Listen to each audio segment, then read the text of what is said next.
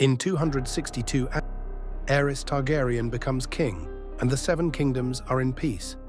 Aerys befriends a knight, the heir to Casterly Rock, Tywin Lannister. He names him Hand of the King. Years passed and everyone realized Tywin was the reason for the well-being if the realm and Aerys had started to grow jealous.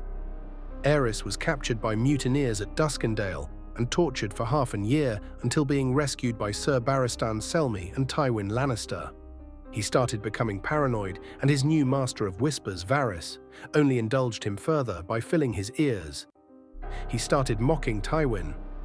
The greatest offense he made was making Tywin's heir, Jaime Lannister, a knight of the Kingsguard. This enraged Tywin, and he resigned as Hand and went to Casterly Rock.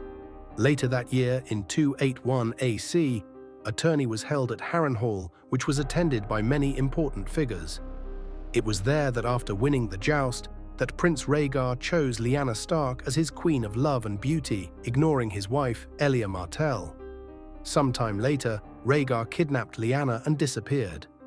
The heir to Winterfell, Brandon Stark, rode to King's Landing and shouted for Rhaegar to face him, but was imprisoned by Aerys for supposed treachery to the crown prince. When Lord Rickard Stark arrived to free his son, he was burned alive, and his son, Brandon, died by strangling himself trying to save his father. Aerys sent word to the Lord of the Vale, Jon Arryn, to send him the heads of Eddard Stark and Robert Baratheon, who were present at the Eyrie. But surprisingly, Lord Arryn refused and raised his banners in open revolt.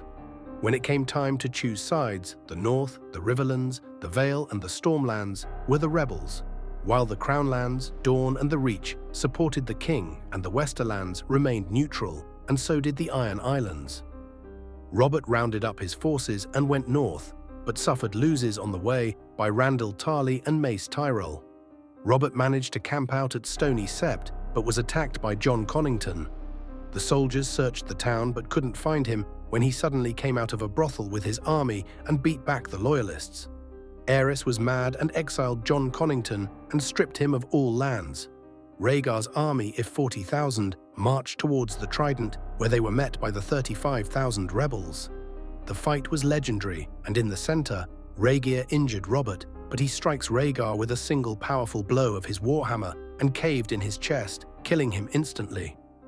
The Loyalists saw their prince die and started to flee. Seeing Robert's victory, Tywin Lannister chose to join him and gathered his army and rode to King's Landing.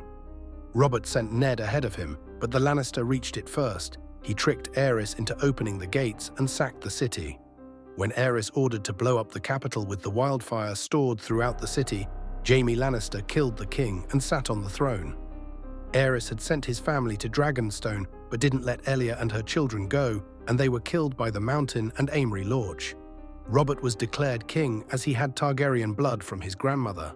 Ned went south to Dorne and saw his dying sister with a child he would raise as his bastard. Stannis and Renly Baratheon barely survived the Siege of Storm's end by Mace Tyrell when it was raised. And so the rebellion ended. If you liked this video, considering subscribing and liking.